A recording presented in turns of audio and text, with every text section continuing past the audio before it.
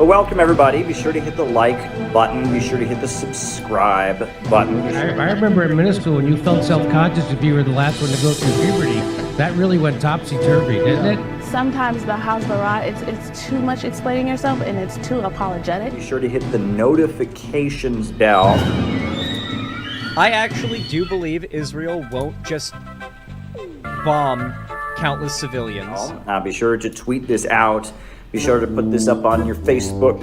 You have to be kind to people. Be kind to the guys in this mess in the first place. You can put this up on your Reddit. Chile is a country. Be sure to cut and paste,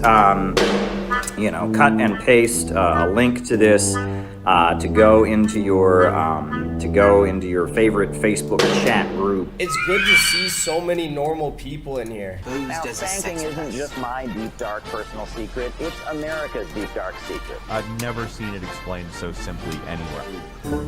Put this on WhatsApp. Put this on Telegram. Put this on your favorite messenger app.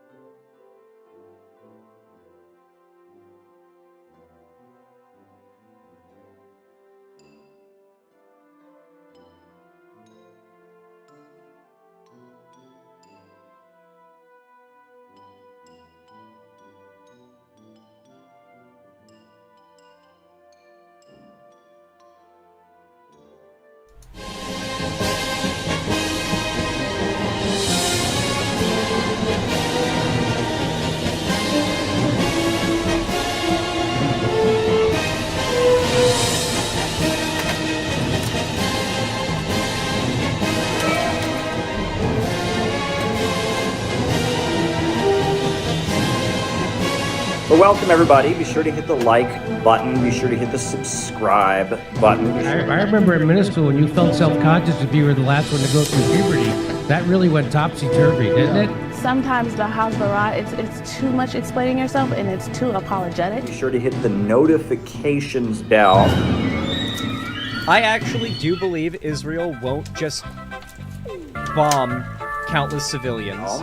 Be sure to tweet this out. Be sure to put this up on your Facebook. You have to be kind to people. Be kind to the guys in this mess in the first place. Put this up on your Reddit. Chile is a country. Be sure to cut and paste, a link to this to go into your favorite Facebook chat group. It's good to see so many normal people in here. Now, spanking isn't just my deep, dark personal secret. It's America's deep, dark secret. I've never seen it explained so simply anywhere. Put this on WhatsApp. Put this on Telegram. Put this on your favorite messenger app. Hello and welcome to the Untitled Anarchist Seagull channel. I'm your host, an Untitled Anarchist Seagull called Elise. Last night we had an interesting time. We found out that Destiny doesn't know what chauvinism is. He literally thinks that chauvinism is named after the cop who murdered George Floyd, which was, I have absolutely, as low an opinion as I have of Destiny, I was actually kind of surprised that he had never heard that word before, apparently. But, so, there are various options we have. We got some Darman bullshit. We could continue with Density, losing his shit over Hassan getting pissed off about how racist the Democrats' convention was. There's also, I accidentally actually heard a little bit of the Sam Harris Destiny discussion about influencers they've debated, and it looks like it might actually be kind of interesting. There's no video to it, but it looks like it could be interesting. Other than that, let's see. You may remember a couple of weeks ago we were talking about bingo cards, and it had occurred to me that would actually be kind of a useful way, sort of as an icebreaker / organizing tool, to do like bullshit bingo cards for like different industries. And Adria, who is a regular on the stream, had some and has posted them in the Discord for specifically the retail industry. I'm just going to drop the Discord link in here. Anyone who isn't in there already can join.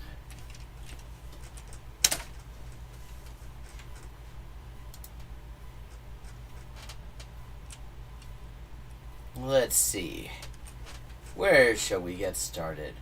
We got the Darman, we've got Density, we've got Matt Walsh, stakes around DMC, in disguise as anti-racist liberal with man bun. We've also got, we can continue with Caleb Muppet telling people not to be normal.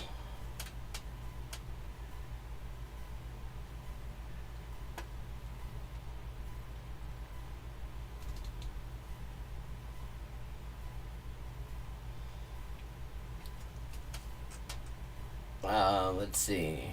We've got Glinner. Oh, hey, Adrien, bonsoir. Remembering the dead turf Magdalene Burns, J.K. Rowling's favorite turf.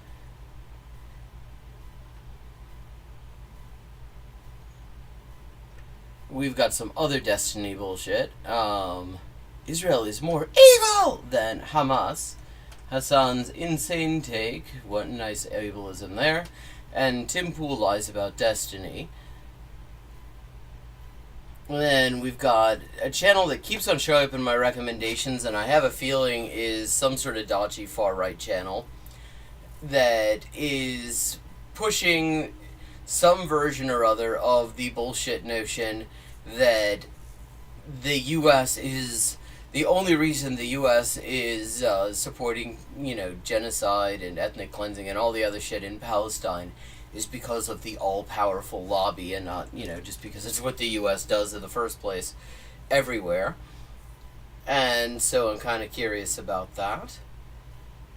So, any thoughts? Hello, Giga M. I mean, I'm kind of curious to continue with that Destiny we were checking out yesterday. Or with Caleb Muppet telling us not to be normal. But there's a bunch of other stuff in here.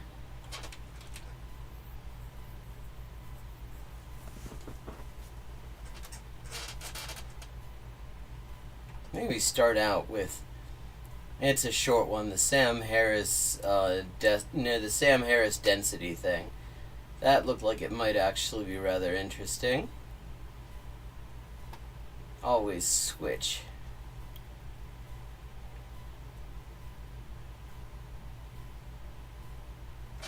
Come on, load, please.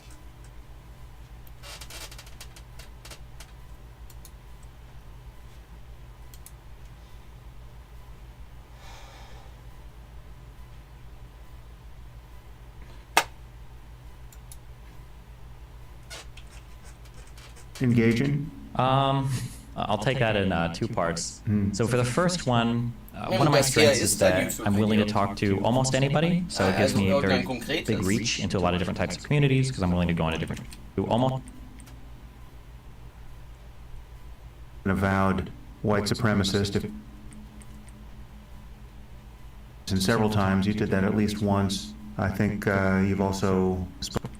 Jordan Peterson several times, you did that at least once. I think you've also spoken to Ben Shapiro. I'm not sure how we've overlapped with other people, but I think you've spoken to people who I would avoid. I'm wondering how you make these decisions. I saw that you spoke to Nick Fuentes, who's, I think, an avowed white supremacist, if not actual Nazi. Recently you spoke to Candace Owens. Is there anyone you regret engaging? This is what made me think this I'll take that in two parts. So for the first one of my strengths is that I'm willing to talk to almost anybody. So it gives me very big reach into a lot of different types of communities because I'm willing to go into different shows and I can have a good time with a large... See, I don't know if that's necessarily a strength or as much as it's a lack of discernment. Variety of people, different types of characters, but I can still provide pushback against a large variety of different types of characters, so it's kind of a... Yeah, especially for audiences that don't understand anything that's being said. It's a balancing act of how aggressive do I want to be versus how long do I want my legs to be, how far do I want my reach, I guess, to extend into other communities. The only times I'm disappointed or I regret engaging with people is if I feel like the other person got more out of it than I feel like I did. So, for instance, if I were to... I can't imagine that anyone who's ever engaged with Density feels like they got more out of it than he did. I think he always gets more out of it. Platform a very small, very radical person and then not give adequate pushback. And I feel like he bested me in a conversation that I could have been more prepared for. Or if I'm, So his only problem is actually that occasionally he has debated people who have smaller audiences than him. That's his standard. I don't want to promote bad ideas and bring them to everybody's attention and then, have a bad showing against it. But if there's really popular talking points and a lot of people believe the thing, I think it's worth discussing and I'll have those people on to fight with them, yeah. And then the second part was if I regret, over the past year I've regretted everything. God. Let's talk about that. Yeah. It's a constant balancing act between, like I said, how gentle do I want to be versus how aggressive do I want to be. I would say around the last year, I'd been making a more... I go back and forth between these very empathetic approaches to debate versus these very aggressive approaches, and so the path... Yeah, I mean, and the whole thing is just the thing about it is, like, whether he's doing the what he calls the aggressive approach or the empathetic approach, it's always just fake as hell. It is shampoo broken into the individual syllables of the word. It is fake shit. Last year, I've been more empathetic, and I've gotten conversations with Jordan Peterson and Ben Shapiro and Candace Owens. And Wait, I so worry he's sometimes gotten more empathetic when he's talking to white supremacists. That's not at all a warning sign. play this role in like, oh, well, look, I debated Destiny and we got along and it was fine. And it's like, well, we kind of debated, but I was being very, very, very gentle because I'm trying not to make you so mad that you'll never talk to me again or that you won't have the conversation. Why, So though? Why? Like, so that's interesting. When it's far-right assholes with large platforms, he does not want to make them so angry they won't come back, so he doesn't push back on their propaganda, with which, as we've seen, he actually agrees to a significant extent. But you don't see him doing that with, like, leftists. I look back at the role I played in that, and then I see now when I take more aggressive positions on things that I feel strongly about, they're like, well, I can't talk to Destiny, that guy's crazy. Candace Owens wouldn't let me in her space a week ago because she said I was a sexual deviant while she was speaking with Andrew Tate and Dan Bilzerian. I'm like, what? So now I'm like... Wait, okay, that's a hell of a thing to admit. You would have been cool having her on, but you're not good enough for her. Motherfucker, you're not good enough for fucking Candace Owens. That's not something to admit. That actually just makes you look kind of pathetic, actually. Like, you're in good company, or you're worse than that good company. Yeah. I mean, I watched part of your conversation with Candace, and I mean, now perhaps she has transformed into her current monstrous shape since transformed. You debated her. I haven't really followed her timeline very closely. Well, I mean, the only thing you need to know is that she was, like, standing Hitler back when she first came on the scene. So, yeah, I don't think that she is so much morphed as that it's become even more obvious. This is one of the consequences of having gotten off social media. There are things I don't follow which seem very big online, I'm sure, but, you know, Candace Owens becoming a proper anti-Semite was... Not, again, like, one of the first things she said in public when she first got a thing with Toilet Paper USA was, like, how actually she was kind of cool with Hitler.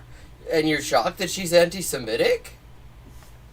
Something I think I had on my bingo card some years ago, and... yeah, I mean, that's always so weird when somebody who says totally just normal things, like, you know, standing Hitler, and then they turn out to be anti-Semitic. I mean, it's almost like maybe there's a correlation between those things. I was unsurprised, but I'm not quite sure when she fully pulled the mask off, if it was ever properly on. It never was. You don't think the semi-friendly, even somewhat adversarial conversation with her just has the net effect of kind of laundering her reputation with your audience and well, yeah, exactly. Okay, I hate to say this, but yeah, Sam Harris has a fucking point. That is exactly why this debate bullshit is toxic, actually, when applied especially to fascists. I don't really like the style of it in general.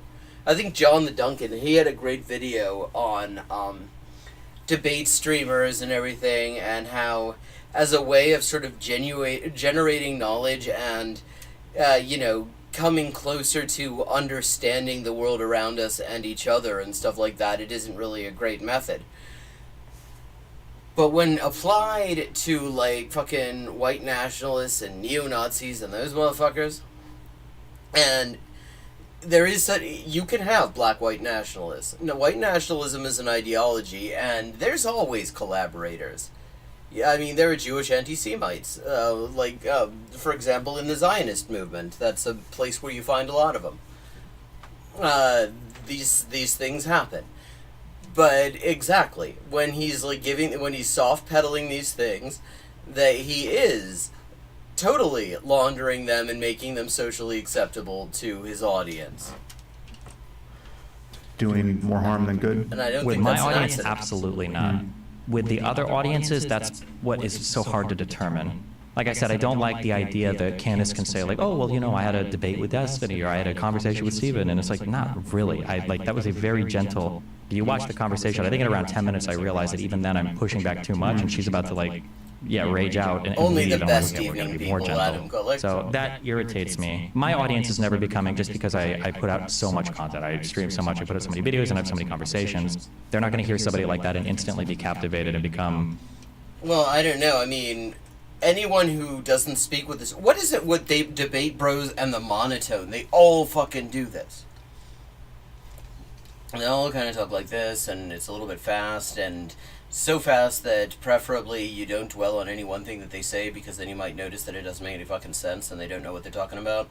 But they do it for a very long time, and they all do it. Vosh does it. Xander Hole isn't very good at it, because he's like a less polished Vosh, if that's possible. But why? Whenever neo-Nazi Blexit combo of weird stuff she is now. But for audiences in the middle, it's... Yeah, I don't know, it's hard to say. It's good to provide some pushback, like it legitimizes me in that I can talk to a lot of different people. It legitimizes me in the eyes of her audience. Like, notice how, like, literally nothing that he's talking about here, it's not about, like, what he wants to see happen in the world. It's not about, like, the ideas. It's not about, say, fighting white supremacism or something like that. Not surprisingly, he seems to be kind of cool with white supremacism as a whole. But it's all about just clout chasing. It is literally just about what will legitimize him to his audience. That is just so pathetic. like, oh, well, this, Steven's a reasonable guy you can have conversations with. But then it also plays kind of a dirty role that everybody's been complicit in over the past several years of, like, making some of these ideas seem a lot more reasonable and sane. Oh, everybody's been complicit in that. I mean, you certainly have done quite a bit of, standing Kyle Shittendraus. But who's everybody? Because, like, I mean, nobody's fucking heard of me, but I haven't been platforming Nazis. I haven't been soft pedaling them in order to make sure they'll come back. Lots of people haven't been doing that. Lots of the people that Destiny, have personally shat on your stream don't do that. In fact, you're the most reactionary people they will actually share a platform with. Than they actually are, and I've spent the past few months, or the past month or so after the assassination attempt, saying, okay, hold on, no, let's back up. A lot of this stuff is insane, and I think we need to go back to calling this insane. Is there anyone whose name I would recognize who you've decided not to talk to because you just viewed them as too dishonest or unethical? I'll still... Like, any of this has to do with ethics or honesty. Talk to anybody, but the conversations are just going to be a lot more aggressive. I'm not going to have a conversation with Jordan Peterson while he just kind of, like, meanders through the point that 20% excess deaths in Europe are all caused by the vaccine. That's not going to happen next time. Like, okay, well, we're going to sit here, we're going to fixate on this point now. Or when I ask Ben Shapiro, like, don't you guys think you grade Trump on a curve? And he's like, yeah, we do. I'm like, okay, that can't stand, right? Yeah. Like, who cares? So you make that point, like, what exactly have you achieved by having Ben Shapiro admit something that he's clearly kind of okay with admitting? That, I mean, what good has been done in the world by you getting him to admit that? Yeah, I just won't let those things flow by anymore, So what have you regretted in the last year? What has been the God, it's the battle of the nasalities. The chaos. For some reason, I never understood that like, the media is... I always hear the media is left-wing dominated. The media is dominated by the left, and I hear that. And that tells you a lot about who he's listening to, because literally the only people who say that shit are right-wingers. And I see kind of the crazy left, and then I look at, like, CNN and MSNBC, and I'm like, oh, okay, maybe they are. But somehow, even in left-wing spaces, the conservatives have such a good reign on controlling the discourse. And I'm so upset that what does he think left-wing spaces are? Like, what is he even saying here? Like, chat, does this make sense? Can you make sense out of that remark? Let's play it back. But somehow, even in left-wing spaces, the conservatives have such a good reign on controlling the discourse. And I'm so upset that I allowed myself to be kind of brainwashed by the Trump derangement syndrome insult, where I'm like, okay, I gotta be really fair. I gotta be really careful when I cover Trump because I don't want to sound deranged. I don't want to sound unhinged. And, you know, and I'm sitting here trying to think like, okay, well, when Trump said this absolutely crazy thing, you know, when January 6th happens, like, it was just this and that and that. And then meanwhile, the conservatives are like, so here's the 57th picture of Hunter Biden's we're showing in Congress. And we know, by the way, that him and Joe Biden, unilaterally did. Yeah, I mean, he is pretty right-wing. Like, reflexively. Like, I don't think, and very specifically reflexively, I don't think he is a very reflective person. He does not seem to be someone who gives a whole lot of thought to anything. Dictated world policy to get rid of this prosecutor in Burisma, and it's like, oh my God. The uneven playing field, the assassination attempt, I think, completely broke me. When I saw how indignant conservatives are, with like, you guys are calling us Nazis, and look what happens. And then I'm like replaying in my mind all the Paul Pelosi comments, and I'm like, no, this is insane. Wait, that's what he cares about, the Paul Pelosi comments, not all the, like, literal Nazi shit, the Nazis that they hang out with, people who literally will walk around with fucking swastikas, or with close references to them in order to just barely avoid, you know, the accusation that they're walking around with swastikas.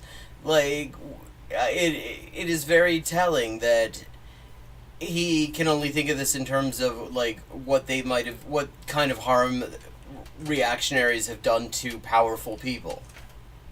And I'm sorry, you guys completely bought the farm on this. This is crazy. What do you attribute this skewing to? I mean, let's take the case of an intelligent person who is not allergic to Trump in the way that we are. I mean, I happen to know some of these people. I even have a few good friends who, you know, I would consider, I mean, this is something I say to their face, I mean, I consider them low information voters. I mean, they're simply not disposed to pay attention to all of the thousands of norm violations and... Like, okay, see, this is one of those things with liberalism. They think that anyone cares about norm violations. First of all, they assume that these norms actually exist, you know, and that's why they will get, like, extremely excited. Look, they're gonna get Trump on the emoluments clause. Everybody, he violated the emoluments clause. And it's like, nobody cares.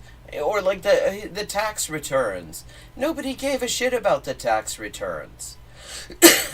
Nobody was expecting the tax returns to show anything other than they actually showed, which is that he is one more rich fucker who pays very little tax. That's how that works. That's how the fucking taxation system works. Everybody knows that. You're not going to manage to get a lot of outrage out of that because people have other shit that they're dealing with. Like, liberals have this idea that, you know, that there are these norms that if they just point out that this norm has been violated, that's it. It's over. That, you know, whoever did that is done. And it's like, meanwhile, at this point, we have, like, an entire political class just enthusiastically committing genocide, which I seem to remember there being a couple of norms that said that was kind of a bad thing to do. And at this point, like, the whole idea that norm violations mean anything should be over. Because, like, we're now supposed to just sort of accept that, yeah, okay, everybody in this the race in this election is genocidal, is openly, actively genocidal. So, like, why the fuck do you think any of your norms matter when the ones that the really important ones just get swept away the minute they're inconvenient? Other indiscretions that Trump is trailing, right? So they have a little bit in their head. They have a lot of what I would consider misinformation from the right that more or less exonerates Trump on all counts. The phrase, the Russia collusion hoax, does an inordinate amount of work in their brain. Yeah, and the thing is that actually the phrase Russia collusion does an inordinate amount of work. There's way more that is claimed than is proven. A lot of it, I mean, and when you actually look at the specifics of a lot of it, it really does not look good. Then you also look at the fact that actually Trump had a much more confrontational posture towards Russia than Obama did. Like, both in terms of tearing up nuclear non-proliferation agreements, and in terms of breaking the taboo on arming Ukraine, which had been viewed previously as an unnecessary and dangerous provocation, and he's the one who actually went and did that. So, like, and then if you actually look at, like, the Russiagate investigation in the Congress in, like, 2016, 2017, and you find that a lot of it is just an outside agitators narrative. Like, they attempt to blame Russia, claim that, like, BLM and the Standing Rock water protectors and all this shit occupies a Russian psyop and everything like that. And it's wild, and it is, I mean, that is fascist discourse. When you just sort of randomly, when you just casually just accuse your political opponents of being foreign enemy agents, that is some serious fascist discourse, and we should be worried about that. Because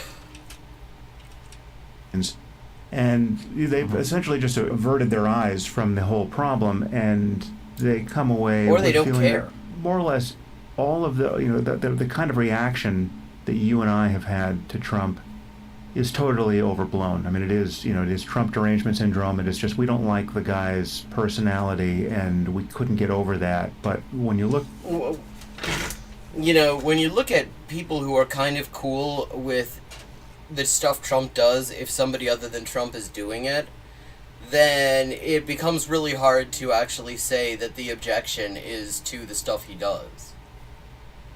The people who object to the stuff he does are objecting to it when it's still being done now, like, say, pretending that that a pandemic is no big deal and doing nothing about it. Like, say, separating refugee families and putting them all in concentration camps. Like, building a fucking wall on an already deadly border. When somebody actually objects to the things he does, they have to also acknowledge that a lot of the time the things that he does are actually building on stuff that preceded. look at policies, that he isn't the he's entirety of the problem, and not even especially conservative. And much of his criticism of the powers that be and the way things were done, his criticism of is super normal and not even especially. But when you look at policies, he's super normal and couldn't get over that. But when you look at policies, he's super normal and not even especially conservative. And much of his criticism of the powers that be and the way things were done in Washington for as long as anyone can remember, many of the criticisms are valid.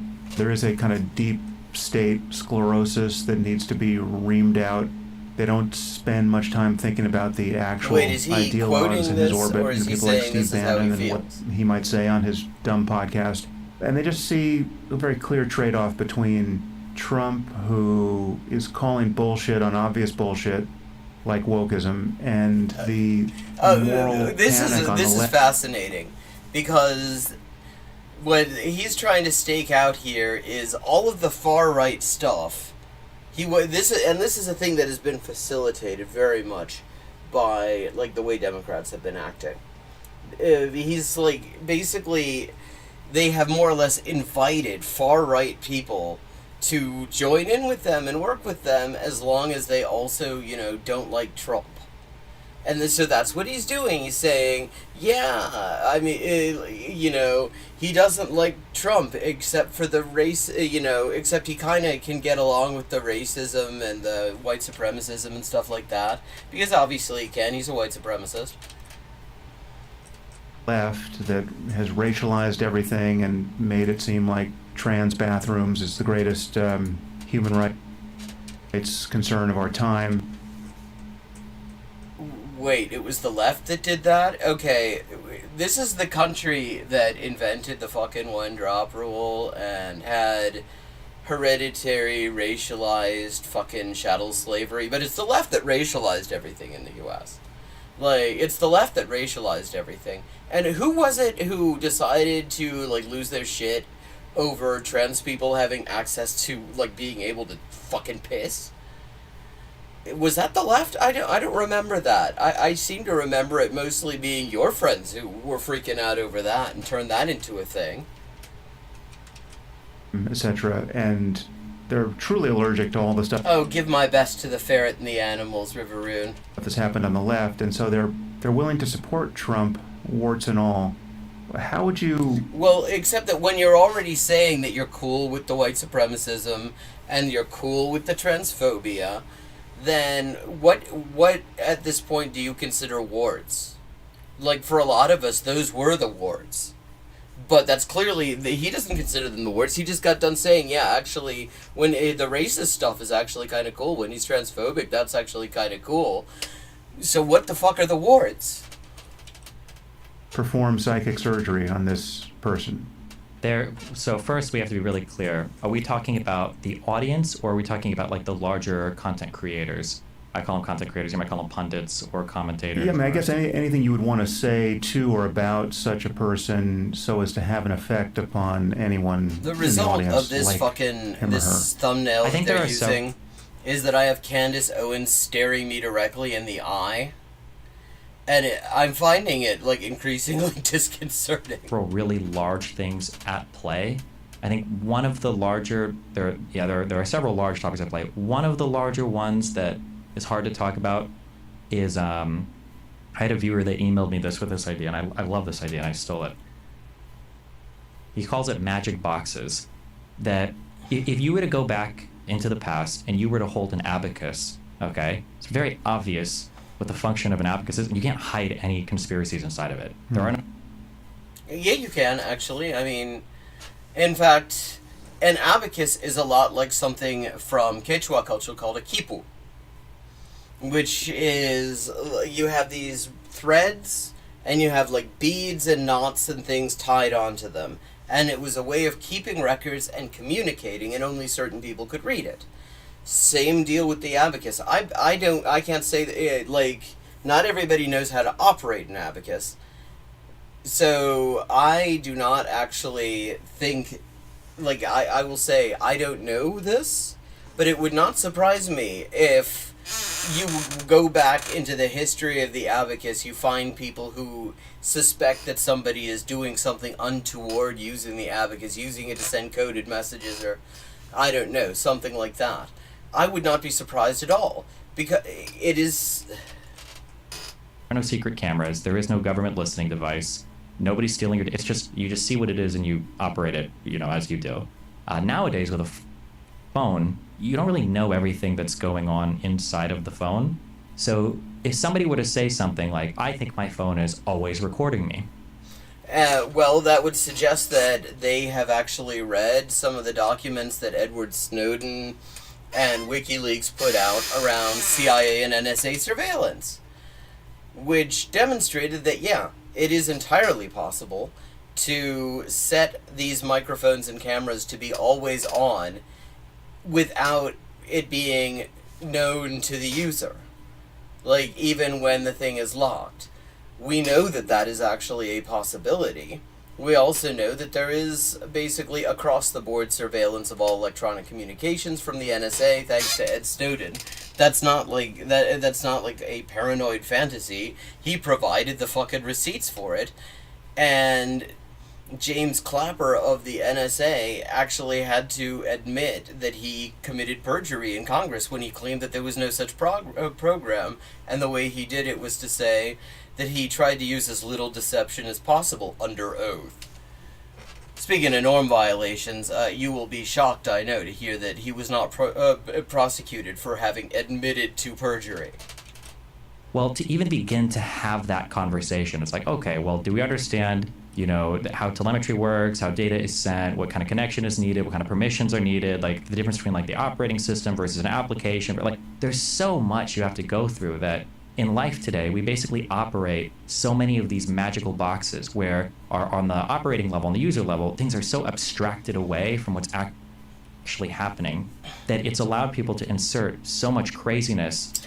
Wait, I mean, so he's just going to pretend that the Vault 7 and Snowden disclosures never happened is the idea here.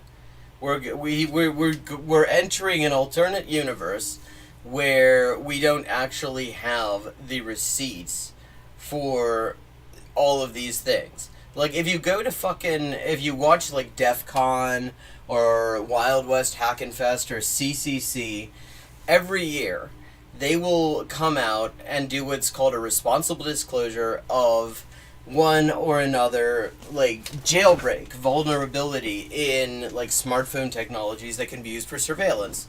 There was a great talk at the CCC several years ago called $1 Million Dissidents and the Rest of Us, where they were talking about a remote iPhone jailbreak found and exploited by an Israeli firm that was being used to spy on journalists and human rights activists in Palestine and beyond. Like, I mean, he's just talking about this stuff like it's just, like it's just fantasies. But, like, this is documented. There are security researchers who are finding these vulnerabilities and sometimes already finding examples of people exploiting them. There's a public interest IT security lab, I think in Toronto, that I forget the name of it. They were involved in the $1 Million Dissidents talk.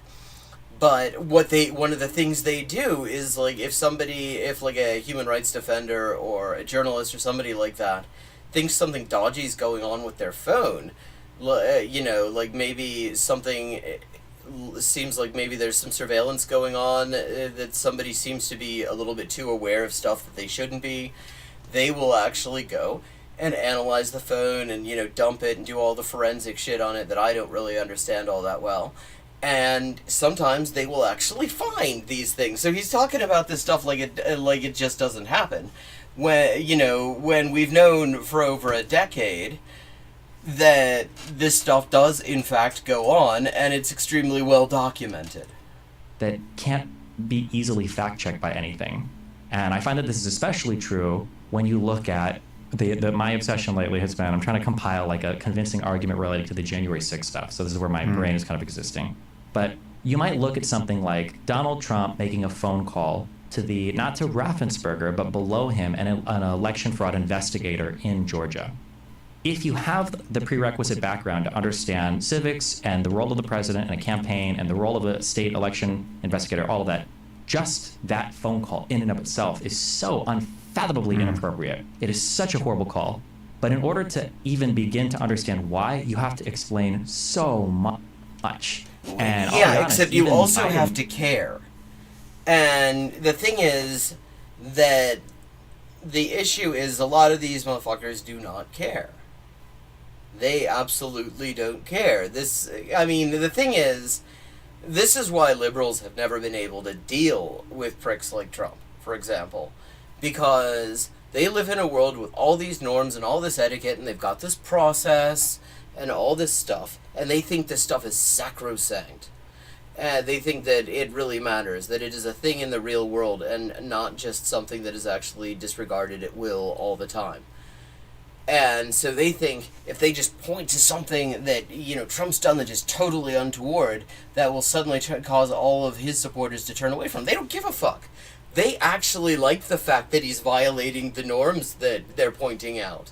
They think that's good. That's the thing.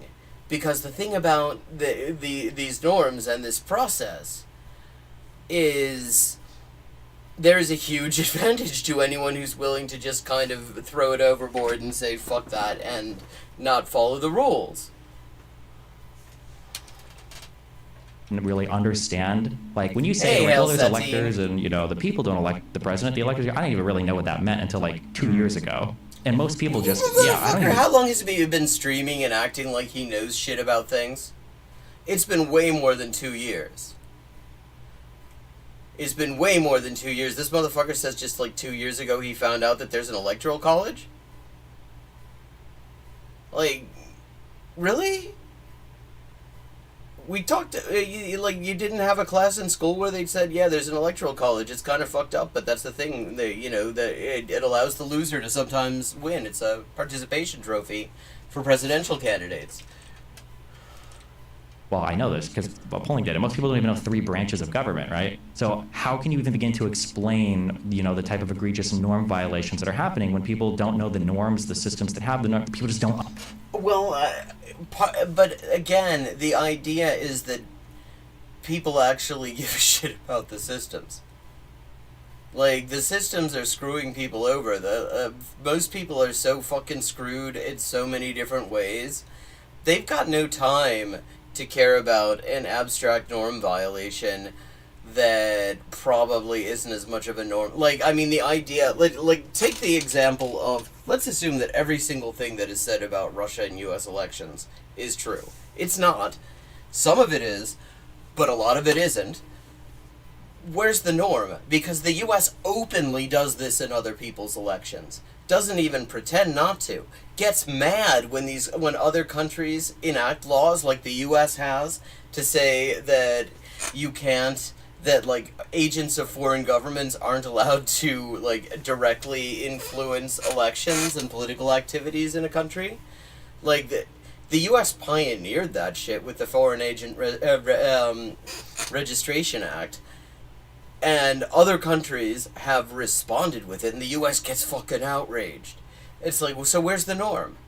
Are we saying that the norm is that, foreign governments aren't allowed to interfere in other countries' elections? Or are we saying foreign governments that aren't the United States are not allowed to do that? And the thing is that the minute you start to actually look at the reality of each and every one of these norms, you can see why actually it fails to create a huge amount of outrage, even amongst people who don't actually even like Trump. Because these norms don't exist. Have the understanding to even be able to grapple with, why would it be bad for this guy to make a phone call? But that people immediately understand, like cutting children's penises off to make them trans, or whatever other crazy, like far left conspiracy stuff the conservatives like to obsess over. Like, that's immediately understandable. So, yeah, that's one huge thing that you have to get over. Is you just need like a decent foundation of knowledge. I mean, what's really the thing that's kind of fucked up about what he just said there is that is literally what goes on with intersex babies and little kids. That is literally what goes on with them. In fact, if you look at a lot of these anti-trans laws that are being enacted in the U.S., if you look at them, the ones that like ban trans healthcare, they will make an exception for non-consensual, non-therapeutic genital mutilation on intersex kids. They'll say that's A-okay. But if somebody wants to have gender-confirming surgery or HRT or, GnRH antagonists to stop having the wrong puberty, then suddenly they're free. That isn't okay. The issue is, so I mean, it's kind of fucked up to pretend that doesn't happen. It does happen, and the same people who are inciting against trans people are in favor of it, to the extent that they exempt it from their laws. But okay, so...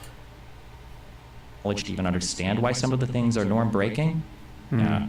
Let's focus on January 6th. What would you say to someone who thinks that January 6th was basically a non-event? I mean, it certainly wasn't an insurrection. It would. Yeah, interesting that it just ends there. I mean, January 6th was basically the U.S. coup in Bolivia, but as imagined by Laurel and Hardy. Okay, so we still got like 45 minutes to go, so where shall we head? Maybe some Caleb Muppet, Don't Be Normal, Be Exceptional. We'd started watching that like last week. It was pretty good. We've got some more density. We've got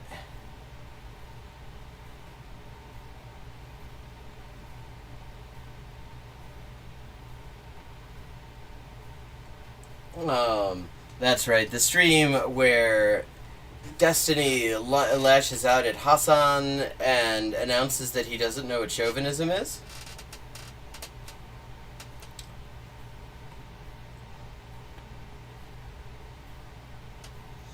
Bullies don't know Scrawny Kid is soccer ball legend.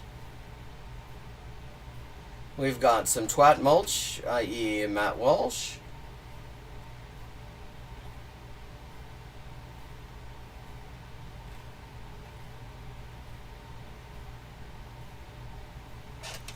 What's everybody thinking?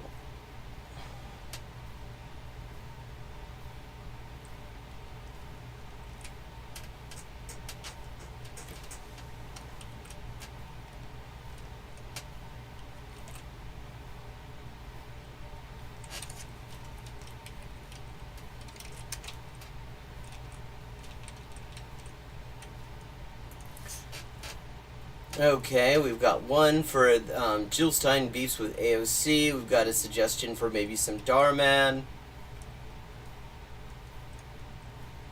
Any other thoughts?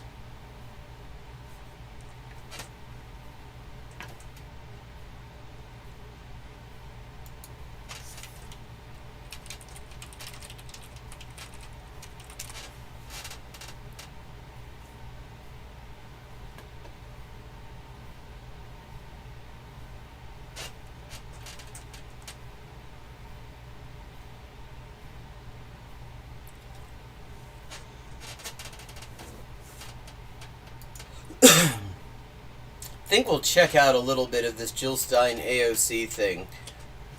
It's a short one, and we've still got some time, so we might be able to...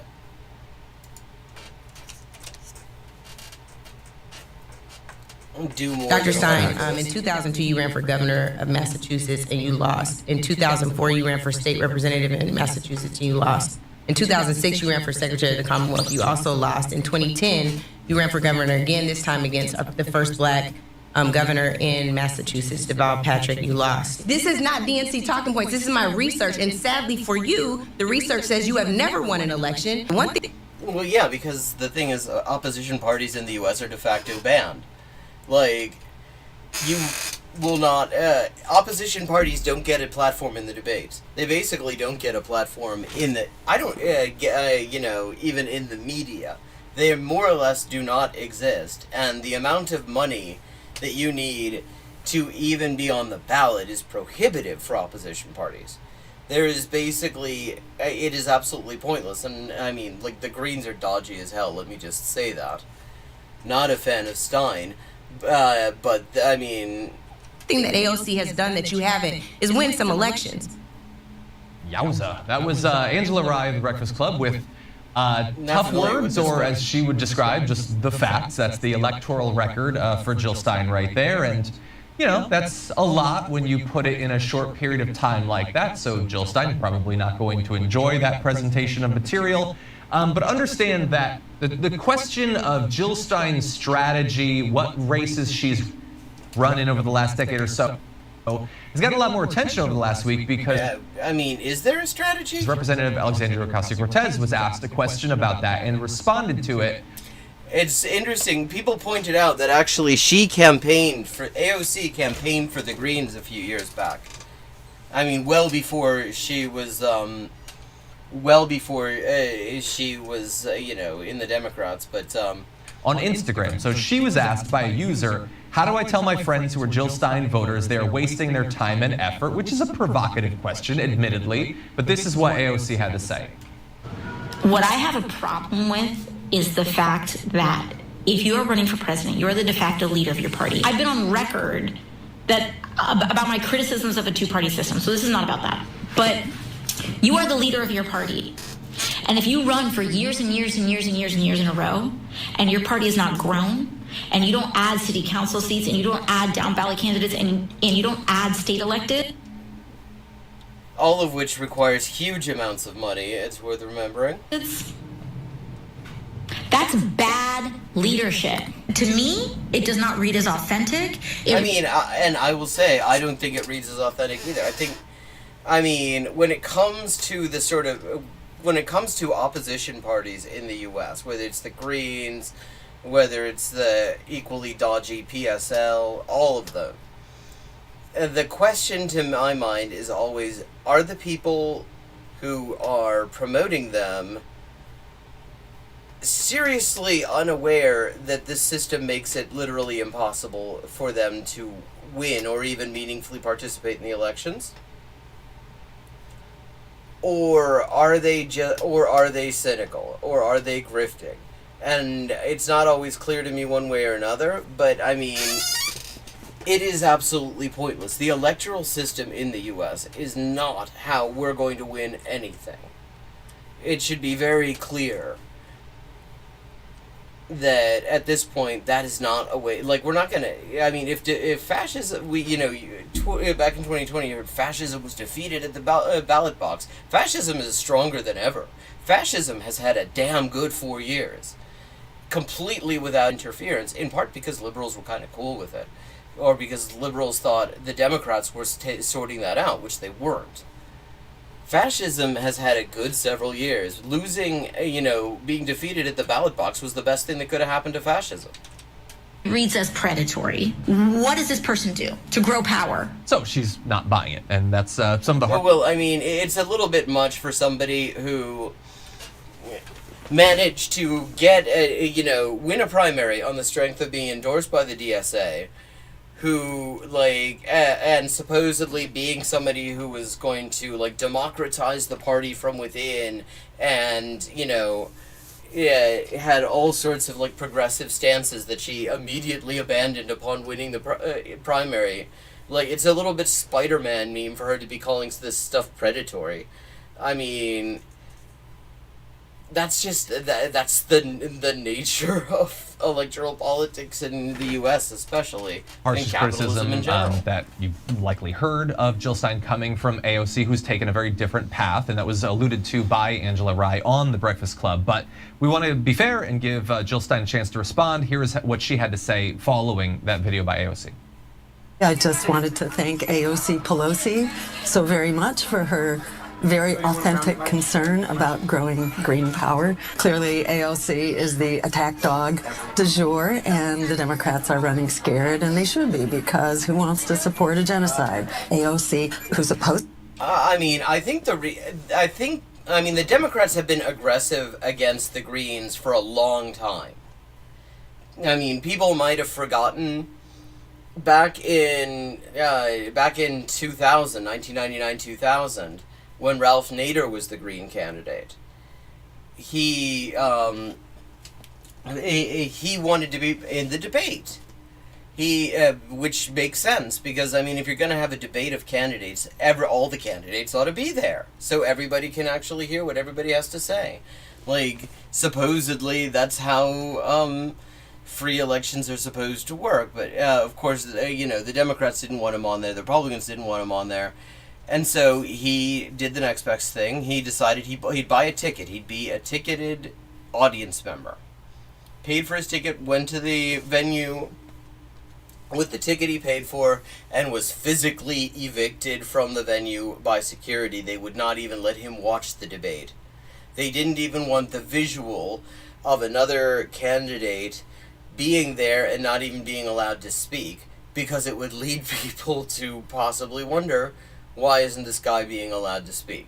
I mean, they've been, I think, very aggressive for a while.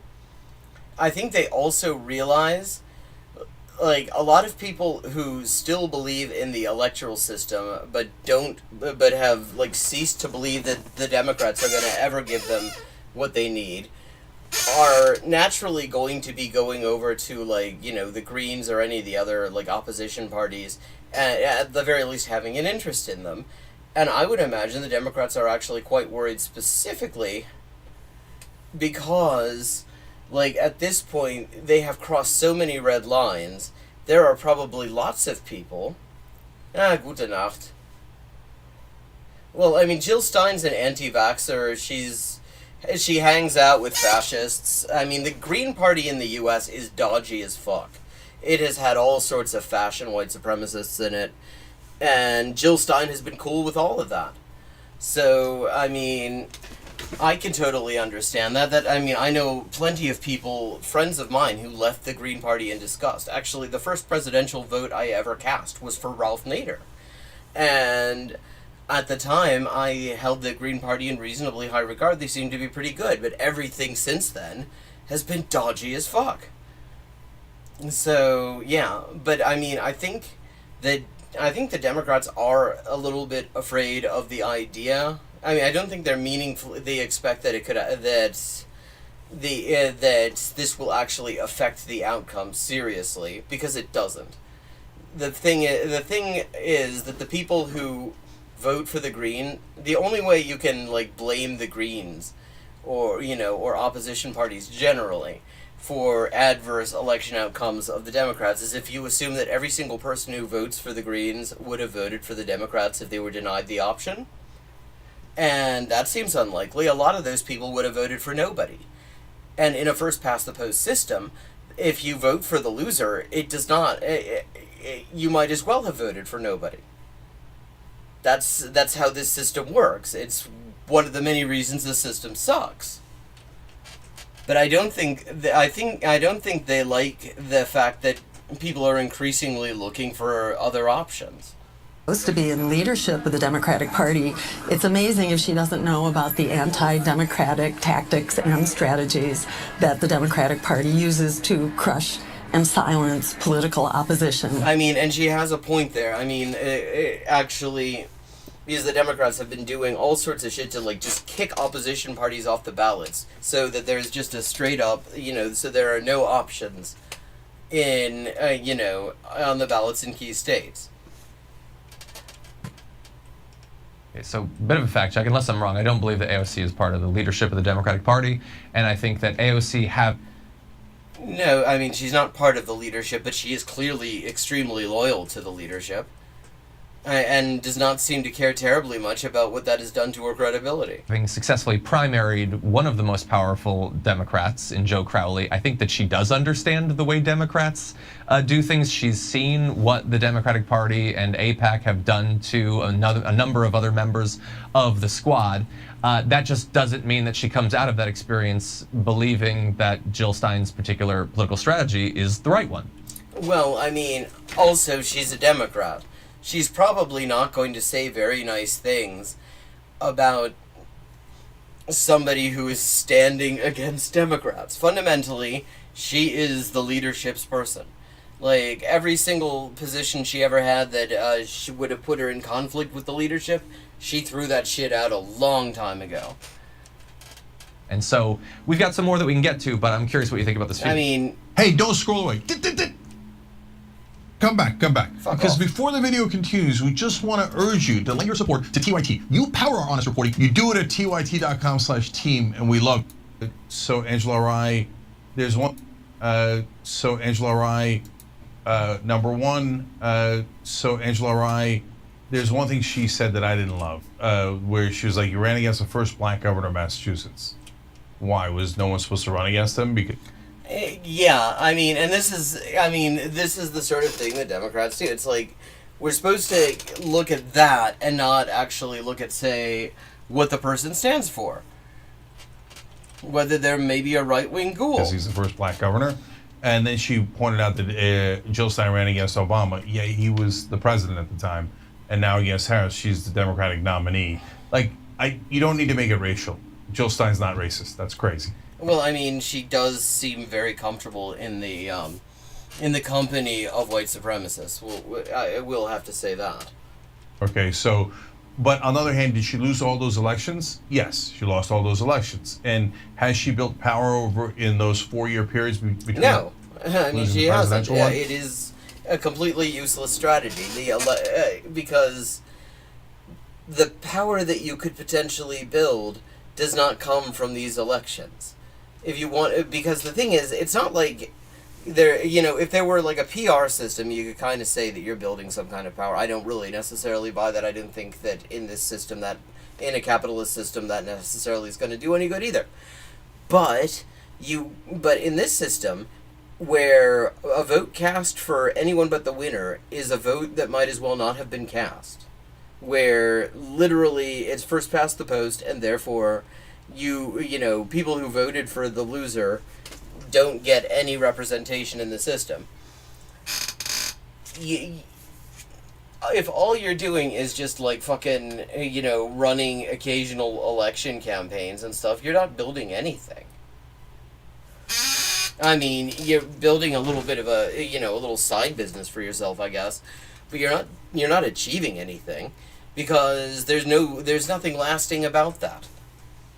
To AOC's point, unfortunately, they haven't. They've stalled. And so my main issue with the third-party runs, the Green Party, etc., is, and I've said this a billion times, guys, if you get it up to 20, 30 points, you're in the ballgame.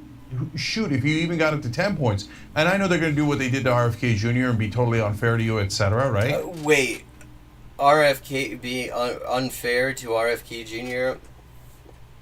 Like, what was unfair? Like, what was unfair, Cenk? RFK Jr. is a fucking white supremacist piece of shit. And you could say, hey, you could hate RFK Jr., but the brother got up to 12 points in a general election. That gets you into a debate, etc. The Green Party's never gotten there.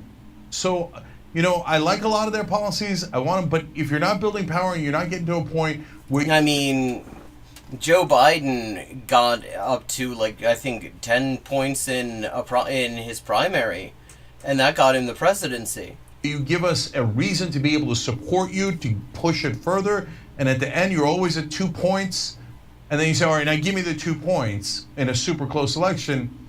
I don't love that, and that's why I always give people an opportunity. We've interviewed Jill Stein many times, even when mainstream media reporters yell at us for it. I'm like, wait, I thought you guys were reporters. What do you care, right? Well, they care because they're propagandists. It's a propaganda system. You're part of it. You should know this. We did a town hall for her. Yeah, we did a town hall for her. Yeah. I interview every third-party candidate. I give them every opportunity in the world. Andrew Yang got one of his first interviews here on this show. On and on it goes. That. But at some point, you got to push past your 2.5 points. Now, having said that, now let me turn to AOC. Predatory. That's a weird word. Why is that predatory? What a weird word to use in that context. Well, were you predatory when you ran against Joe Crowley? No, but she was kind of predatory when she said that she, in the primary that she was going to be in favor of, abolishing ICE and a million other things. And the minute she won the primary, she changed that and said, no, actually what I meant is I want to rename ICE and stuff. And since then, there's basically nothing left of the positions that got her elected in the first place. Because she doesn't need to. She has one of the safest seats in the fucking country. A Democrat in that seat is safe as houses. I just don't get it. It's very off-putting, to put it like that. And then she says, well, look, of course I agree with the two-party criticism of the two-party system. This is not about that. No, I think this is about that. And no, I'm not that familiar with your criticism of the two-party system. Oh, well, I mean, she did kind of campaign for the Greens years ago. But yeah, I mean, fair dues, it is true. You don't really hear her saying much critical of the, we'll give it credit, we'll give it one, and call it a two-party system. I think that's giving it one more party than it actually has. She says, oh, I was on the Working Families Party ballot, and which is just a front for the Democrats. That, when has that ever been anything else? Democratic Socialists, though they've had a falling out now because of Israel-Palestine issues, etc. Yeah, but you were in New York. New York, your family's... And also, like, DSA, that isn't like a third party. All they do, their entire fucking strategy, such as it is to endorse Democrats. That's all they got. And then they're surprised when it turns out that the people they endorse when they get elected don't give a fuck about them. Because why should they? Their endorsement was just a little springboard. Party has a ballot line in New York, is very powerful, or powerful enough in New York, etc. So, no, you're now, the part that Jill Stein's right about is AOC is serving the role of the attack dog. So she's the one that goes out there, has the assignment of make sure you attack the third-party people and drive them out of the race. She's been doing that now. Yeah, I mean, which makes sense that you'd put her in the role of that, because there, you know, she is somebody who at least once had the support of the kind of people who would potentially go for a second or third party run. I don't know that she necessarily has that credibility anymore. My feeling is that she's lost a lot of it. For a couple of months. And so the establishment, the leadership gives you that role. So she's not in leadership, John is right, but she's obviously working with leadership. Yeah. And her role is... She's clearly not working against the leadership. Attack anyone that might look like you, because not is in terms of appearance, but in terms of progressive, etc., because we need a progressive to attack other progressives. I wouldn't have taken that role, to be honest with you. You know, the role I want is to attack Trump. But okay, if you want to nip at Jill Stein's heels, enjoy. I'm sure that you know you fit into the system, etc. Last thing I'll say. She criticizes Trump, to be fair. Okay, great. Yeah, I mean, but the thing is, what she really... Here's a test of the actual integrity of one of these, like, supposedly, like, progressive Democrats, whatever the hell. Or it works with Labor Party as well. If when they are criticizing something that both parties do, they acknowledge and criticize the fact that both parties do it. I mean, that's my Bechdel test. So you'd be amazed how many times, I mean, you probably wouldn't be, how many times they fail that. I mean, you will almost never, even when you're talking about things that are just, like, bipartisan consensus, these, like, these supposedly critical progressive Dems who are in there because they, you know, they stand with the people and not with the party leadership or whatever, they will always act as if the only people doing it are their opponents. You know, if you wanted to actually, on the off chance that there was some way to, like, democratize the party, it would be absolutely necessary to say, yeah, this leadership sucks shit. They've taken us in a direction that is horrible, and we need to change that, and we need to get rid of them. But, I mean, there's no way around that if that's your goal. If that's not your goal, if all your goal is to be, like, a loyal drone for the party and have a nice long career and probably some nice little sinecures afterwards, then it doesn't matter. Happy to hear it. So I know that,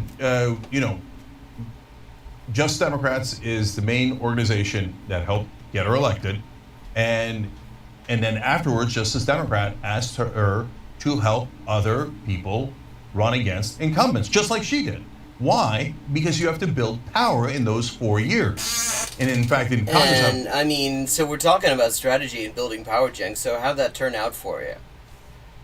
See, every 2 years. And if you're not constantly primary incumbents, you're not going to be able to build up enough power in the building to swing votes and make a difference.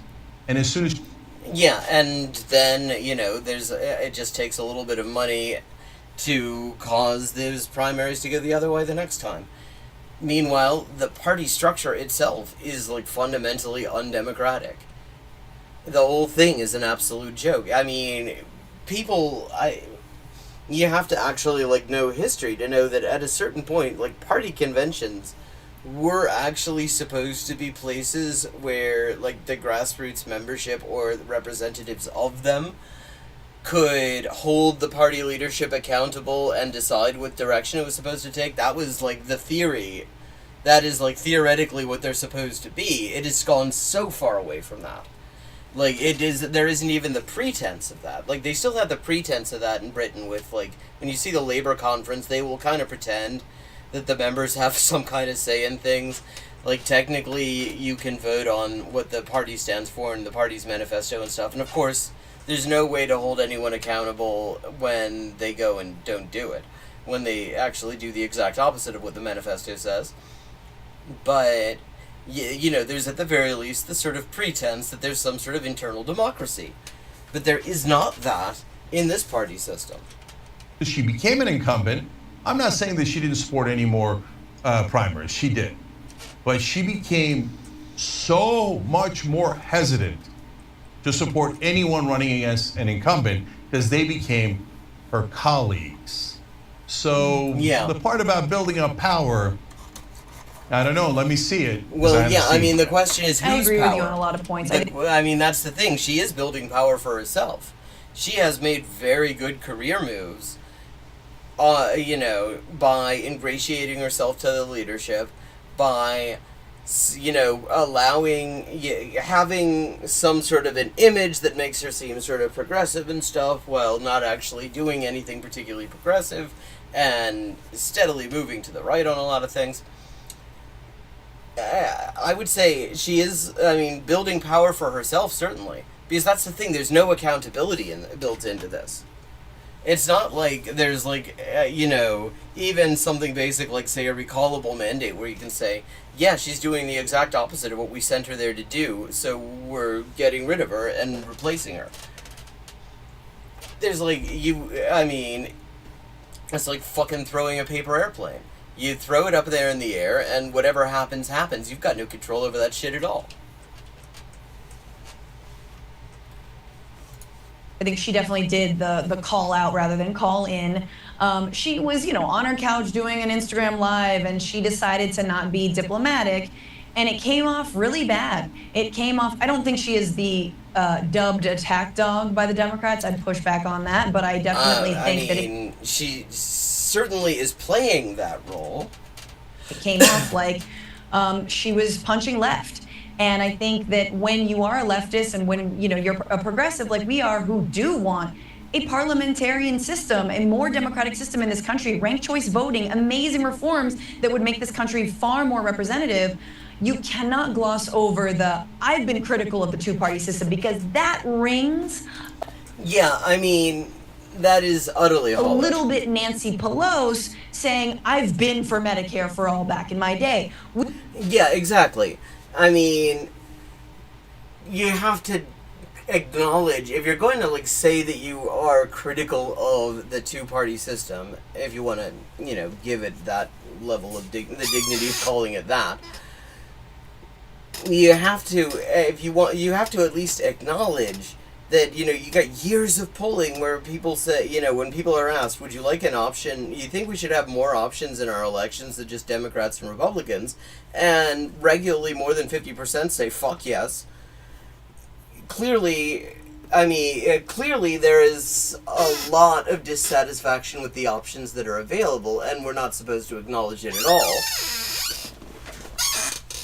We always have to keep on stating the case why we live in this two-party corporate duopoly, and it's awful, and we need to fight against it. While simultaneously, and I agree, be strategic with our vote. And I've said this on my show, people can check it out, but I dug deep around this, and specifically I want to talk about, really quickly, the angle around ceasefire and Gaza, because I think one thing that does feel slightly predatory to me, although it is a harsh word, is that Jill Stein is swallowing up a lot of the people who cannot stomach voting for Kamala Harris because she will not break from Joe Biden's policies in Gaza. And I understand that. Well, I mean, I still didn't know about the word predatory. Like, giving the absolute, you know, every benefit of the doubt that she's totally sincere and believes in what she's doing. I don't know enough about her to say whether I believe that or not, but let's assume that. Then I don't think that is predatory. I think it's futile, to be clear.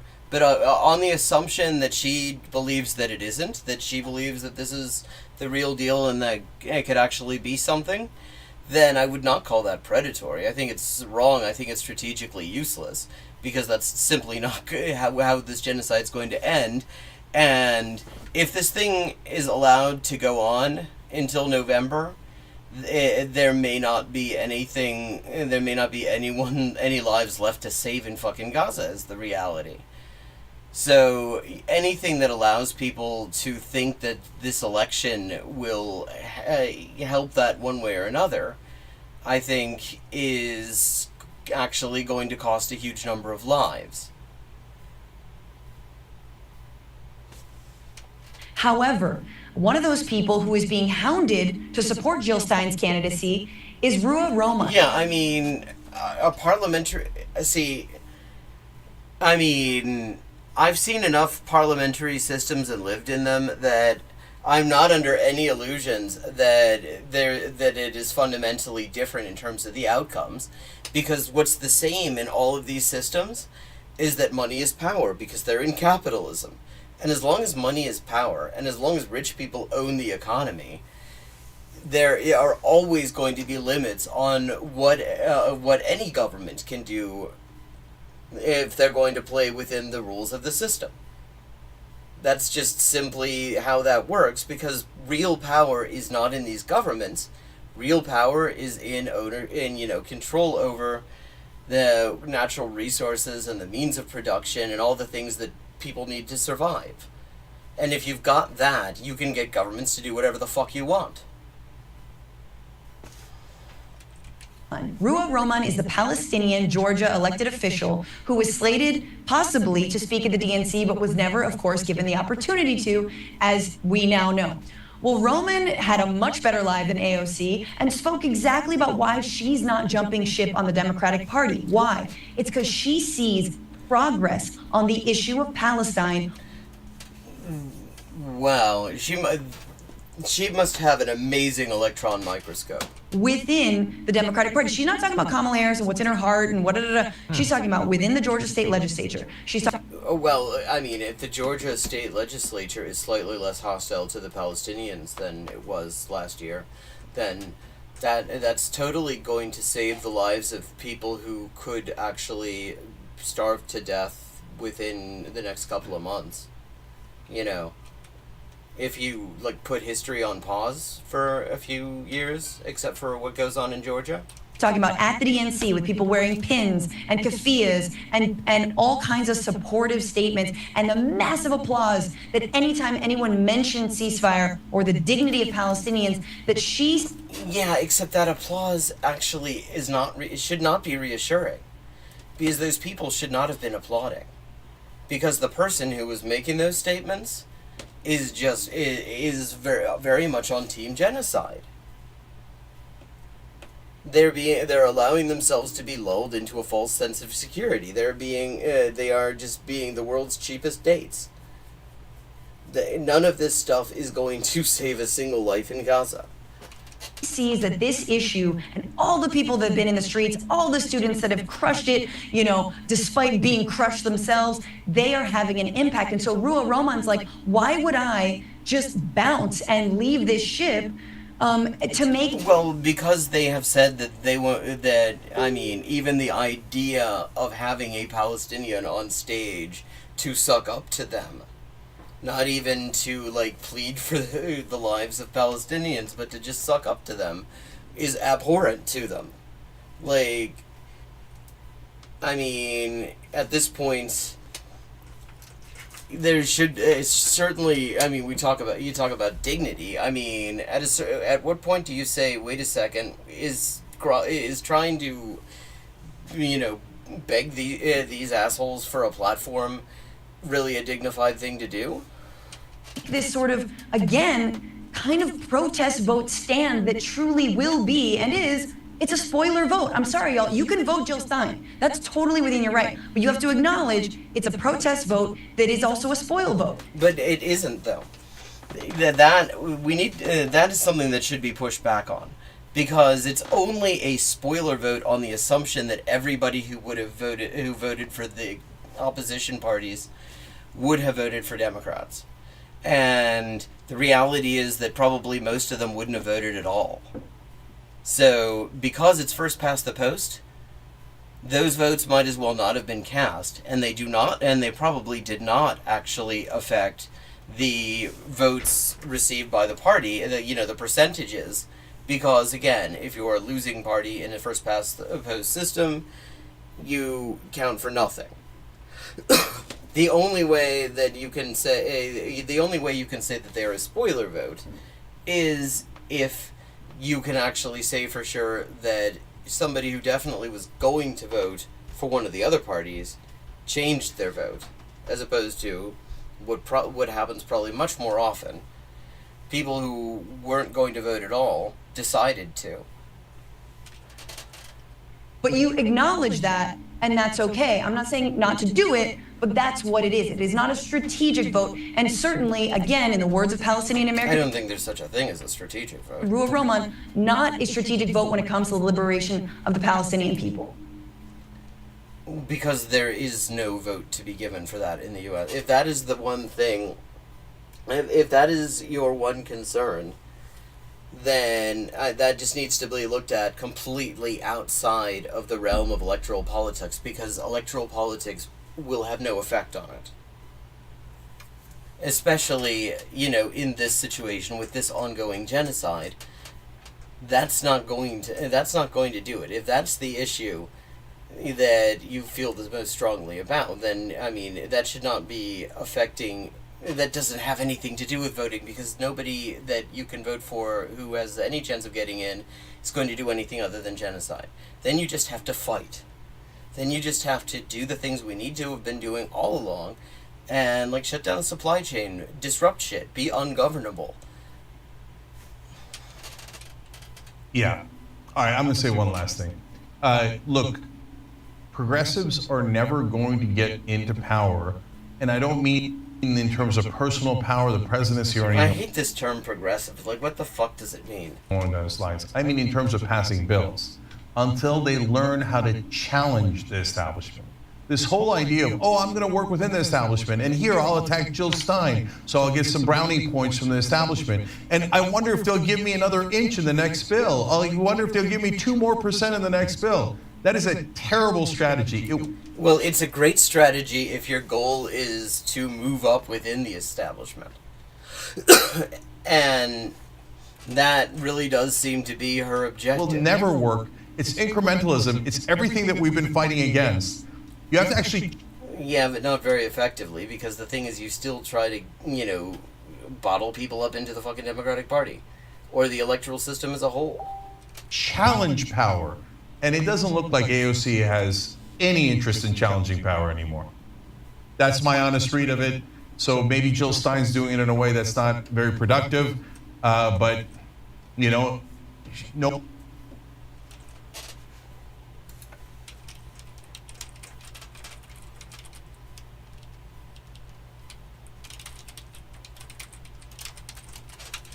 one disputes that she's at least earnest about it. Okay, it's that time again, so thank you to everyone who joined in. I hope you enjoyed the stream. If you would like to, if you're not already in the Discord and you would like to be in the Discord, I'm going to drop you that link so we can keep in touch in between. And Adria has posted those, bingo cards, bullshit bingo for different sorts of industries a person's employed in, which I thought was a great idea. I haven't really had a chance to have a good look at them yet, but definitely worth checking out. I think it's a great kind of icebreaker organizing tool that could be used and stuff like that. Very cool stuff. I will be back on Friday at 11:30 p.m. U.S. Eastern Time, and I look forward to seeing you then. Until then, good night, good luck, and fuck Xander Hall.